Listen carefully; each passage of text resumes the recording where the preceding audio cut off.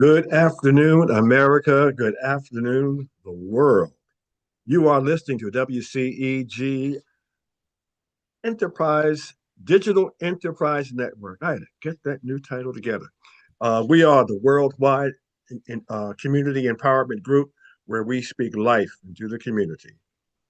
Those of you who are maybe listening to us on YouTube or uh, some other streaming media, if you want to ever get into this program, just log on to WCEGtalkradio.com, put that in your browser, and you'll be able to watch us live on your smart TV, on the Roku cable channel, YouTube, Facebook, LinkedIn, and now on Fanbase and Blue Sky and Twitch. So just search for WCEG and you can subscribe to us on all media platforms. My name, again, is Norman A. Carter Jr., host of Issues and Answers on the WCEG Network. I am so excited about this program. Um, if you have a mobile phone, you can download us. WCEG has a mobile app. You can download that app and you can watch us and listen to us on your mobile phone. Or if you have Alexa, just say, Alexa, play WCEG Talk Radio. Don't have to use that voice, but Alexa will hear you and you will hear us. Listen to WCEG on any of our 12 podcasts and distribution platforms. Last but not least, the opinions and statements that you hear on this program are mine and my guests alone, and not necessarily the views and statements of WCEG Digital Media Enterprise Network.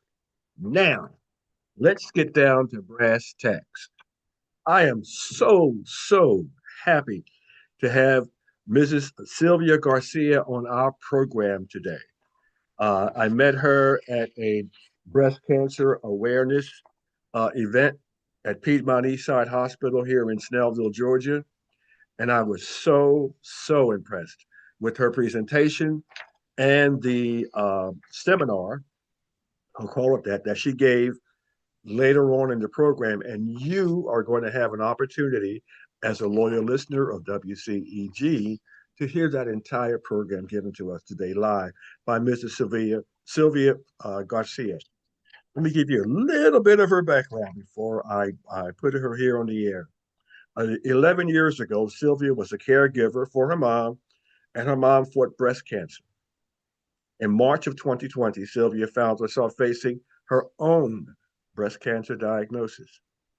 Her personal experience with cancer fuels her passion to advocate for other cancer patients and educate communities about cancer prevention. She has worked with the CDC on their Bring Your Brave campaign and with BRCA Strong on their Love Your Body project, which helps women affected by cancer learn to love their bodies again. Fantastic. Mrs. Garcia, welcome to WCEG. Thank you so much for having me here, Mr. Carter. I'm very excited to be here. I you can tell I'm really excited on having you, not just for myself, because I have witnessed your program, but for our listeners. Uh, I know you may give us some information on cancer and cancer prevention and about caregivers. And for those of you who don't know, I just heard a survey 2 weeks ago or a week ago, which said that 30% of all households in Georgia are in some degree of caregiving for somebody in their family or friends. That's a lot of people. That's a lot of people, which makes your presentation here more relevant for our listeners and viewers. I'm going to basically cast this over now to Mrs. Garcia, and she's going to have a lot of information for you. Please have your pencils and pieces of paper ready. You should do that right now before she gets started because you want to take notes on this. Thank you, Mrs. Garcia. I hand the program over to you. Yes, sir. Thank you. Let me share my screen with everyone.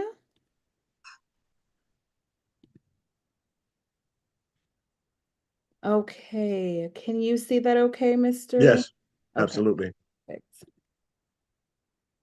Okay, so let's get started. The title of this presentation is Caring for the Caregiver, and I work for the East Georgia Cancer Coalition. I will talk a little bit about us as well. So, I am a community educator, I'm a patient navigator. I'm also a tobacco treatment specialist, which means that I can help counsel individuals who are looking to quit tobacco use. I was a caregiver for my mom while she fought breast cancer, and then I am also a breast cancer survivor. A little bit about the East Georgia Cancer Coalition. We are based in Athens, but we work in 53 counties in East Georgia. We are a 501c3 nonprofit. We were started 20 years ago, and we believe that we can save lives if we work on educating about cancer prevention and early detection. There are a lot of nonprofits out there, so what makes us different? We are not affiliated with any type of national organization. So that means that all of the grants, the donations, any type of contribution that we receive stays here in Georgia and it's put to work in one of the 53 counties that we serve. That also gives us the freedom to tailor every one of our programs to meet the needs of our community or to go into a community, see what needs they have, and create a program specifically for them. Here you see a couple of pictures. We've hosted a couple of mobile mammogram events where we take the mobile mammogram bus out into the community and screen women who are or underinsured. We do a lot of workplace education, as you can see here. We go on their lunch break, provide lunch, and just do a little education about things that we can do to lower our risk. In this picture here, we gave out the HPV vaccine. We did the first, second, and third dose. We did that in the Norcross area. So let's get into it. I was a caregiver for my mom while she fought breast cancer, and being on both sides of it, I think gives me a very unique perspective. After being a caregiver, I was the actual patient myself, so I saw a lot of things that I used to do and thought, oh wow, I think I really must have annoyed my mom a little bit. So let's get into some of the things. And I want you to ask yourself, what is one thing that you feel you are very good at doing? Just one thing. And it could be as simple as every morning I remember my loved one's medication, right? It doesn't have to be big because everything we do is important. So I want you to write that down. And then I want you to think, what is one thing you are struggling with? And I'm sure you have a lot of things that you're struggling with, but just the first one that pops into your head, just trust your gut. What's the first thing that popped into your head when I said, what are you struggling with?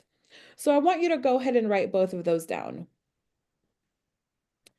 And now I'm going to share some statistics. These statistics are from 2015 to 2020. So between these 5 years, the amount of Americans providing unpaid care increased from 18% to 21%. We have nearly 1 in 5 Americans providing unpaid care. More Americans are providing care for more than just one person. More family caregivers have difficulty coordinating care. We have more Americans caring for individuals with Alzheimer's or dementia. And more family caregivers are reporting that their own health is fair to poor. 23% of Americans say that caregiving has made their health worse. I'm sure a lot of you can relate to some of these statistics that I've just shared. Mhm. Now let's talk about caregivers specifically here in Georgia. 60% of Georgia caregivers are women. 20% of caregivers are over the age of 65. A third of caregivers provide at least 20 hours of care per week. And 80% of them manage the household chores on top of their caregiver responsibilities. Now, according to the Anxiety and Depression Association of America, 40 to 70% of caregivers show signs of depression. Now, caregivers are also reporting some of these side effects, and ask yourself if you're feeling any of these. Sleep deprivation, delay in your own medical appointments. You see, you have an appointment coming up next week, but your loved one does too. So, what do? Do you reschedule it? Or maybe you cancel it altogether? You're struggling with energy or time to exercise. And then we have poor eating habits, or the complete opposite, which is a lack of appetite. Now, I'm sharing these statistics to show you that you are not alone, because there are a lot of other Americans in a very similar situation. And finding somebody to connect with, whether it's a support group or maybe just a one-on-one friendship with somebody who understands, can be truly life-changing, because this is something that you cannot do alone. Now, there's a lot of things about your loved one's illness that you cannot control. So let's talk about the things that you can control. Let's start with expectations. And I hope you have your pen and paper ready, because I'm about to give you some great information. So it's very important for everyone who's involved to share their expectations. How involved does your loved one want you to be? Are you going to live together, or will you just visit them throughout the day? How many hours will you spend at their home if you're not living with them? And what are their long-term wishes? Now, answering these questions ahead of time will really help ensure that everyone is on the same page from the start. Now, delegating. Delegating can be a little difficult, but asking for help is necessary. So, something that I recommend, because I know it's hard for all of us to ask for help, is make a list of all of your loved ones' day-to-day needs, from when they wake up to when they go to bed. Make a list of all of those needs. Now, once you've made that list, I want you to go through and highlight the ones that you feel you can handle without overwhelming yourself. Now, the ones that you cannot handle, turn those into a list. And you know how we have those people who always say, let me know how I can help. Let me know if you need anything. Well, I want you to give that list to all of those people and say, these are the things that I need help with. Which one can you help me with? And on top of that, also give that list to your family members, loved ones, and you would be surprised how many people are actually willing to help when they see an actual list of things that need to be done. Now, some of the things that you can add to this list are preparing or delivering meals. A lot of times we get caught up with our day-to-day activities, and we don't have time to make a nutritious meal, or we don't have time to make a meal at all. So we end up skipping meals. So let's ask for meals to be delivered. Or we can ask for help with grocery shopping or picking up medications. What about doing laundry or cleaning the house? We always need help with that. Yard work, taking out the trash, or ask somebody to come in and sit with your loved one anywhere from 30 minutes to an hour while you take either a small break, you go get some coffee, or maybe you just run out to run some of your errands. You can also ask for help driving your loved ones to appointments or treatments, picking up some of their medical supplies, or helping with paperwork or insurance forms. We know that these forms take a long time and they're very tedious. You never know, you might have someone in your friend group or family members who would be willing to help out with this.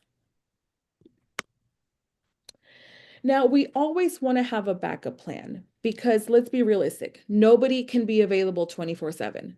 So it's important to have a plan in place in case of an emergency. Again, I hope you're taking notes. What I want everyone to do is take the time to write out your loved one's care plan. You want to include their schedule, a list of their medications, and also if they have any type of dietary restrictions or a specific diet, you want to be very specific with all these details. Once you have their care plan, you're going to ask somebody to be on call, similar to having an emergency contact. So this person is going to serve as an emergency caregiver. So if there is ever an instance where you have an emergency, something happens to you, maybe you're feeling unwell, maybe you're burnt out, you can reach out to this emergency caregiver. They will already have a copy of the plan and they can just step in as the emergency caregiver. We also recommend giving this care plan to family members. A lot of times we would be surprised how people aren't aware of just everything you do as a caregiver. So this care plan is a great way to let them know what you're doing, as well as having them aware in case they're ever needed to step in as the emergency caregiver. Now, important documents. It's best to keep your loved one's important documents all in one place. And we have a checklist, which if I think my contact information has been shared. If anyone reaches out to me, I can send them this checklist. It's called the Caregivers Document Organizer. It's a form that I typically hand out when I'm doing this presentation. It's basically a checklist that helps you ensure you have all of the documents that your loved one needs in one place. So let's go over these documents. 4 documents that you want to either have in this folder or at least be familiar with. The first one is a living will or advance directive. This allows you to determine the type of medical care that your loved one wants or does not want to receive. Next, we have power of attorney for finances.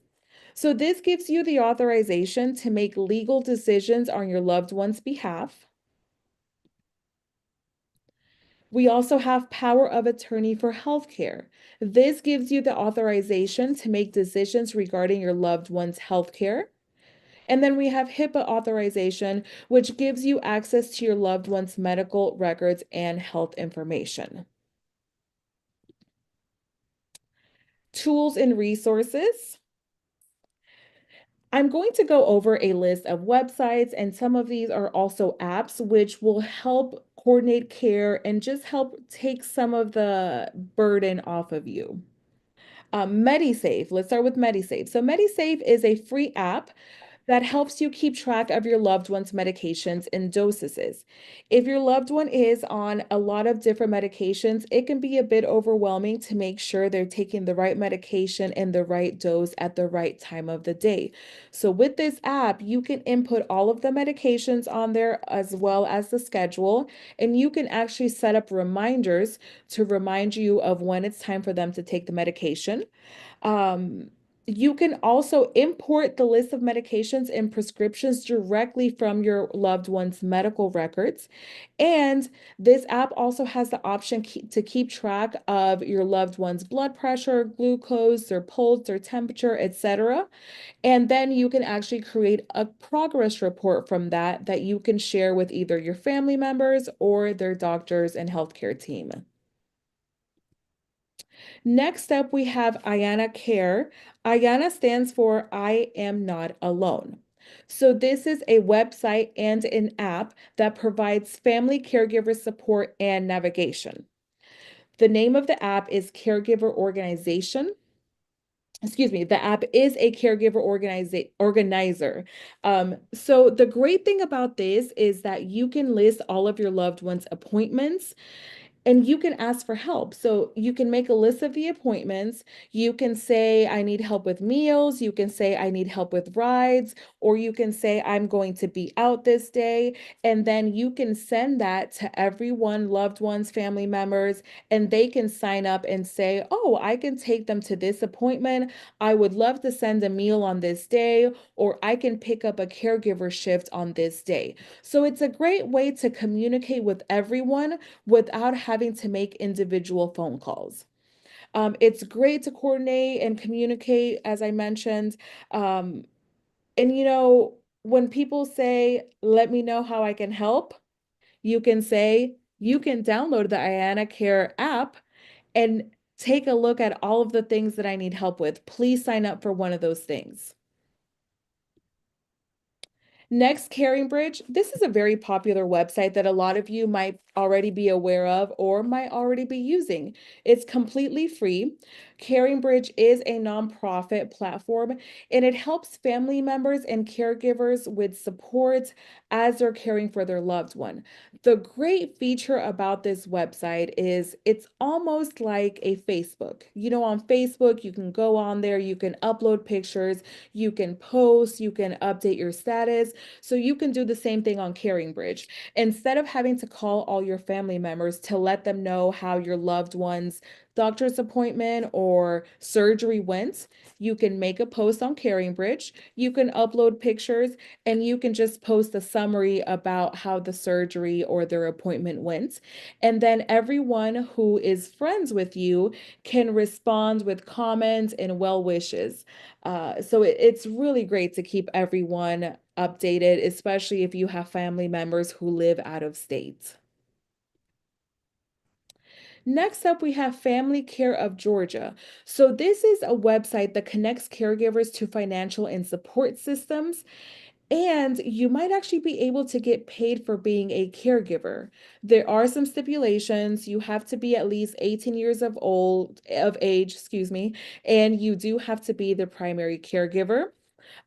You do have to be the person who, um, I'm sorry, excuse me. Disclaimer, I'm 5 years out from treatment and cancer, but the side effects from chemo are something that don't truly ever go away. So I still experience something called chemo brain, where I can be in the middle of a sentence, a presentation, and my mind goes blank. So I do apologize and I thank you for your patience. Um, okay, so the person that you are caring for, um, some of the needs must be, excuse me, the person that you are caring for must have must need assistance with daily activities such as feeding, dressing, bathing, etc. They do have to require a higher level of care. They must also be eligible for Medicare in order for the caregiver to be eligible to be paid as a caregiver. Next up, we have the Family Caregiver Alliance. This is a phenomenal website. Their website is www.caregiver.org. That's www.caregiver.org. I highly recommend anyone who is a caregiver to visit this website.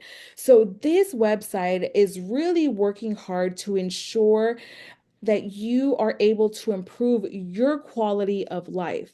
Because as we know, when we are caregivers, we kind of put our own needs and our own health on the back burner. So this website has all types of different topics from grief and loss to health to just general self-care. It talks about relaxation and meditation, how to make time for yourself, spirituality, and how to manage stress. When you click on one of these topics, it'll take you to videos and blogs and just so much information. So I really recommend everyone checking out this website. I promise everyone will be able to find something that will help you. They also have resources in several languages, including Spanish, Chinese, Vietnamese, and Tagalog. Next up, we have the Caregiver Action Network, which is a nonprofit that provides education, peer support, and resources for family caregivers all across the country. So this is great for individuals who are new to caregiving. You're probably feeling overwhelmed, don't know where to start. At first, you have all this energy, but soon you're going to start feeling a little drained. So now is the time to look for these resources. This is also a great support for long distance caregivers. Even if you don't live in the same state as your loved one, you can still provide support long distance. And there is a fantastic section in this website that teaches you how to speak to doctors. When we go with our loved ones to their appointments, do you know what to ask? Do you know what to say? How do you communicate what your loved one has been feeling and experiencing? And so this website will help educate you on how to do that. It also provides support and resources based on the type of condition that your loved one has. So there's a section where you put whether they have cancer or some other type of condition, and it'll list all of those resources for you. If you don't want to go to the website, you can actually just call them directly. Their number is right here. It's 855 227 3640. You call and you will be assigned an individual. Let them know what your needs are, and they will connect you with resources. Okay, so now let's talk about caregiver stress. Caregiver stress is extremely common, and if it's something that we leave untreated, it may lead you to become physically ill. Now, some of the symptoms are extreme or just constant fatigue. So think about, are you constantly drinking coffee or an energy drink? Are you constantly consuming caffeine, but somehow you still feel exhausted? Signs of depression, maybe you're feeling alone, or maybe you're just easily irritated, or you become easily angered, and then maybe you're sleeping too much or you're not sleeping enough. You feel easily overwhelmed. You're losing interest in hobbies or everyday activities. And then maybe you're losing or you're gaining a lot of weight. All of these are symptoms of caregiver stress. Now, if you don't address this caregiver stress, it's only going to continue to get worse and it can lead to something else. It could lead to high blood pressure, heart problems, issues with our blood sugar levels, issues with digestive system, aches in your muscles. So think about it. What is your body trying to tell you?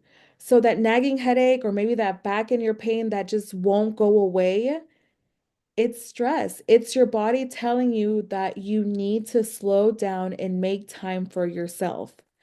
It's very important for us to listen to what our body is trying to tell us.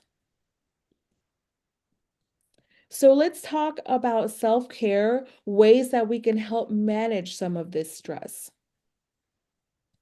And I think when we use the word self-care, a lot of us think of self-care as selfish, but we need to think of self-care as necessary because if we aren't able to care for ourselves and be present for ourselves, how can we truly care and be present for our loved ones? So let's talk about ways to take care of your emotional health. Taking time to unwind. So take a break from your regular caregiver routine. Ask a friend to maybe come over and sit with your loved one for, let's say, 20 to 30 minutes. That gives you enough time to either meditate, go for a walk, or just step outside and spend time in nature. Being outside in the sun, well, maybe not right now, but just being outside, breathing the fresh air, it's really healing.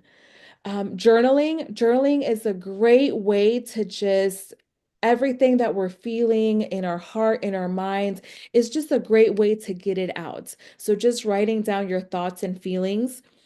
And then do something you enjoy. Go to dinner with a friend. We always talk about catching up with our friends, and we always say, oh, we have to get together soon. Take it out of the group chat. Meet up with your friends for dinner. If you don't have time for dinner, it can be coffee. It could be your friend coming over for coffee while somebody sits with your loved one. So, make it work for you. Read a book, craft, watch some type of TV. Find a way to take a break. Listen to your body because your body is going to let you know when you need a break. And if we don't listen to our body, then our body is going to just get worse and worse. And eventually, some of those serious issues that we were talking about might develop. Um, so it's important for us to listen to our body and just know when it's time for you to take a step back and take a long break to recharge because you cannot be fully present for your loved one if you are not caring for yourself. Now let's talk about ways to care for your physical health. Sleep. Sleep is so difficult, right? We Hmm. have a million things we need to do. Sometimes we say, I know I say, okay, by 8, I'm going to be in bed. And I'm in bed by 8, but I'm on my phone or I'm making a mental checklist of all of the things I need to do for tomorrow. And I still don't end up going to bed until 10, 11. Um, So we really want to try to concentrate on sleep and making it a priority because a lack of sleep equals stress, which can affect your abilities as a caregiver. Nutrition.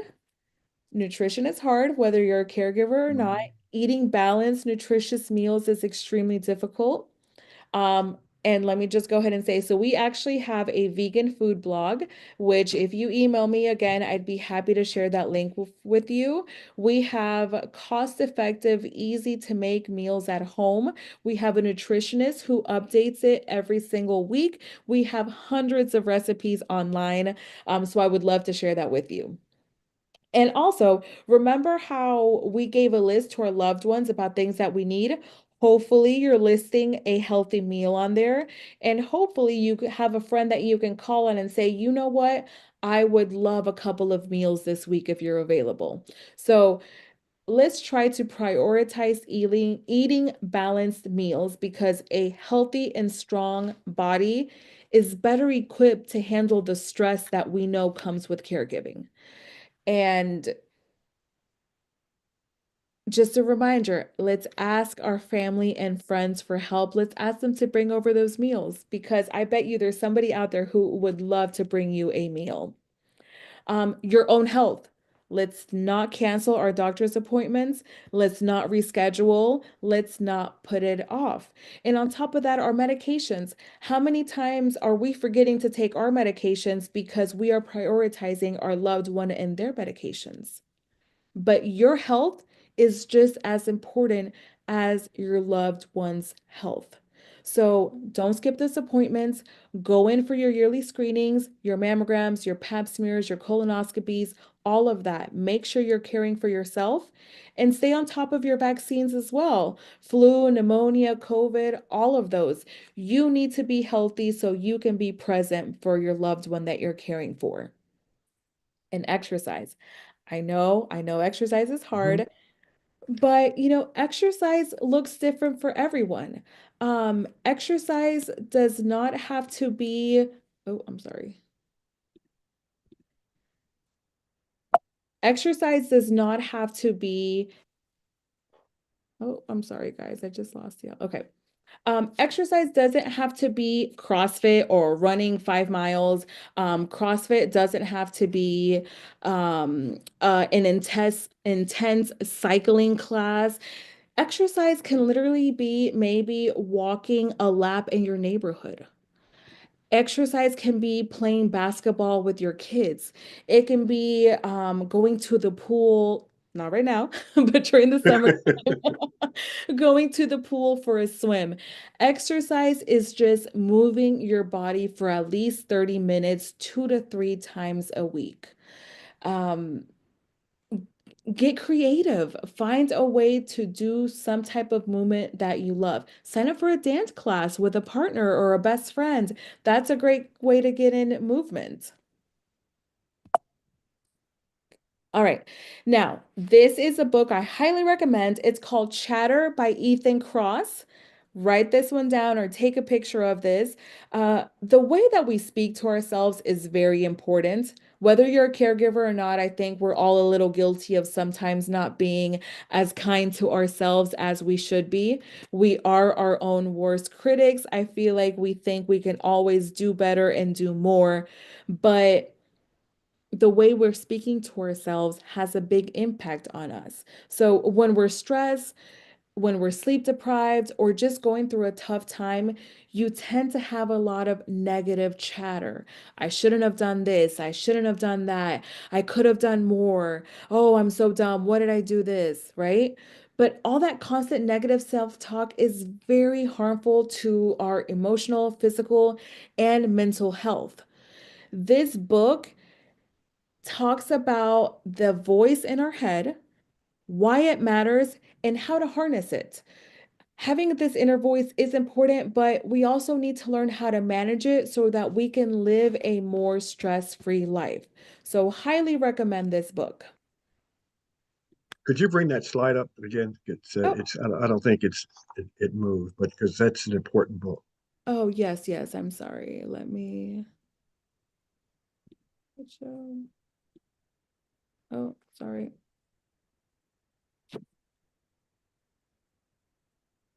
I didn't mean to upset your flow. Sorry. Oh no, that's okay. You're fine. Okay, there we go. There we go. Oh, There we go. Okay. Yes. So this is the cover, Chatter by Ethan Cross. Cross is with a K, Kross, Ethan Cross. If you guys want to go ahead and take a picture of this, or again, if you email me, I'd be happy to share all of these tools with you as well. Okay, are we good? yes. Okay, perfect. All right. Um, just a reminder that being a caregiver is not something that you can do alone. There are very rewarding parts to being a caregiver, but it does take a toll on your body and your mental health. Ask for help. We're not trying to be superheroes here. We need to ask for help, plan, make that plan, give some of the tasks to other people, right? You need to have a tribe. You need to have a group of individuals who are willing to help you. And by having a plan and giving some of these tasks over, this will give you time to recharge, which is not a luxury. Self-care and recharging is not a luxury, it is a necessity. Now, if you follow most of the suggestions that are in this presentation and you still feel that you are overwhelmed, you still feel stressed, then it's time to consider talking to a therapist. And now, a therapist will not make your problems go away, but what they will do is they will provide you with the tools, they will help you find a way to cope with the situation and learn how to manage your stress. And just a reminder to give yourself some grace. I think we are all great about giving other people grace, especially those that we love.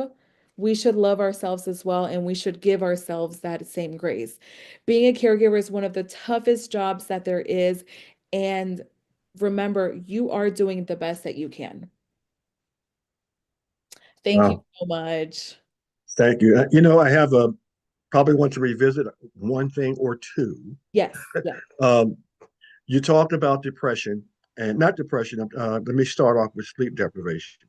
yes. I was once a caregiver, and I think that this is very important and why it's necessary to have help. Uh, I was a caregiver for a loved one several years ago. At that time, I'm going to say maybe each day I might have gotten maybe 3 hours of sleep. And at one point, because there was a lot to do, there was just a lot to do without getting into details. But at one time, I think I must have forgotten to thoroughly wash my hands. And I got violently ill, but to the point I was totally incapacitated for one day, one entire day, maybe a little bit plus. But it was just awful. And even at that time, I realized that this was just something that I had overlooked due to fatigue. Yes. And I think as a caregiver, you really need to be cognizant of that. Correct. And along with that, when I was a caregiver for my mom, I experienced the easily angered, the getting agitated, and I was young. I didn't realize that I was burnt out. For me, there is no break. I can't take a Yeah, break. Who's going to take over? right. But I should have reached out and I should have asked for help so I could have been more present for my mom. Yeah, we have been through. I mean, my wife just went through it with her really a couple of years ago with her mother, and that Uh-huh. was dementia, and that was near intense, really intense. Which leads me to something else, and I don't know whether you touched it or not, but it's very difficult to obtain now. And when you're young, you may not think about it, but there are still some companies that uh, have long-term care insurance, Mm-hmm. and I think that that's very helpful if you can get it, because caring for a a person who's not able to care for themselves can be very expensive. Can be very expensive, and And if you don't have a good support system, as you have talked about, um, it could be problematic. That's a great point. Thank you so much for bringing that up, and I completely agree. Um, and another thing that we utilize, and I just throw my little stuff in here. Yeah. People have to eat, Yes. and if you think that okay, I'm going to be able to cook, or I'll do the cooking, and I've got this. This is what I do. I love to cook. Um, you're going to get burned out. We used mom's meals.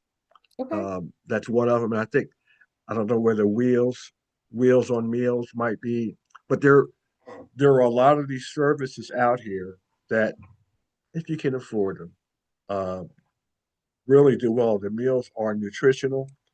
They're easy, very easy to prepare. Not Hmm. a lot of going into it. You may need to put a little pepper in here, a tiny little bit of salt, but uh, other than that, they're very, very, very, very good. In fact, you might want to take one for yourself. Just throwing that out there. But Yes. there's just so much, and I truly, truly appreciate your coming on this program on issues and answers because this is number one, as I said earlier, this is National Caregivers Month, and the demographics that are captured not just this country and the world, people are living to be older.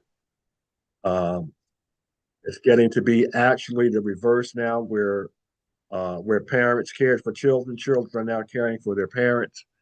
That's a definite reality that we're dealing with, and I really appreciate Mrs. Garcia your being here with us, and hopefully WCEG is going to see you again real soon. Yeah. Um, as we had mentioned earlier off the air, that we have a large Spanish-speaking audience, and I think you have a lot to share with them, and I'm looking forward to seeing you in that venue because there's a lot they want to get out. Um, you're a 501(c) organization. Can you give us some information on how we can contribute? Yes, so of course we always welcome monetary donations, but on top of that, so something that we do is we send out a care package to anyone who is currently in active treatment. Especially during the holidays, we have organizations or just individuals who will host donation drives for some of these items. So I can provide you with the list of some of the items that we include in our care packages. Some of them are just fuzzy socks, tea, unscented lotion, unscented lip balm. So things like that. I can provide you with a whole list. And then if you would like to host a donation drive for us, that would be fantastic. If you would like to donate your time, we always need help. We always need Hmm, volunteers, whether it's writing cards for some of our patients or even putting together a care package. We can bring the supplies to you, to your group, to your church, whoever it is. And as a group, you guys could put together these care packages. fantastic. Did not know that. That's great. And your website is It, just, you can just speak it yeah. here on the air. Yes, of course. So our website is www.eastgeorgia, Georgia spelled out, cancercoalition.org. If you're on Instagram, you could also find us at EGCC_GA. And then on my personal Instagram, I talk a lot about being diagnosed at 31 and then also being a survivor and the challenges that come with being a survivor. Because once we ring the bell, that's when, for a lot of us, when the hardest part begins. So I talk a lot about that and I talk about the importance of exercise. So if you're interested in learning about that, my Instagram handle is S_ILVIUMS. Would love to connect with all of you. Wow. Well, once again, thank you so much for joining us here on WCEG. It's been so helpful. Uh, I took more notes. I got all sorts of notes that I took again, Love to again. do that. And thank you for mentioning the book by our Mr. Ethan Cross. Yes, That had slipped my mind. I wrote it down again. And I think I'm going to order that today. I love it. I Today. love it. Yes. Thank you so much. Yes. and look forward to talking to you soon. Thank you. Thank Bye. you. Ladies and gentlemen, we continue on with WCEG Talk Radio. We are, I think we're getting into maybe one of our last broadcasts of the year. I'm not quite sure about that, but please stay tuned and watch on Facebook. We'll have notifications about our programming notification on Facebook, and be mindful of healthcare. I know we are going through a traumatic time in this country. Uh, this has never ever happened before, and it's people are worried about healthcare premiums rising, and in some cases, maybe losing healthcare assistance totally. Some people are starving or not, and that's not an exaggeration. So I would advise everyone who can to contribute to whatever charitable organization that you know of that is raising food for the needy, taking cash donations, or maybe even just putting in time at a food bank, helping to load packages and boxes for those of us who are in need. Um, that about wraps up our programming for today. I don't want to belabor you with a lot of other stuff. I just wanted to keep this about the about healthcare, and hopefully we'll see you back here very, very soon. You have been listening to Issues and Answers on the WCEG Talk Radio Network, WCEG Digital Media Enterprises. Look us up on the internet.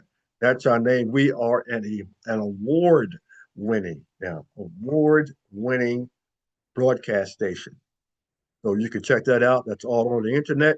We will see you soon, soon and very soon, I hope. So thank you for joining us. Take care of yourself. And if I don't see you any sooner, enjoy your holiday season. Thank you for being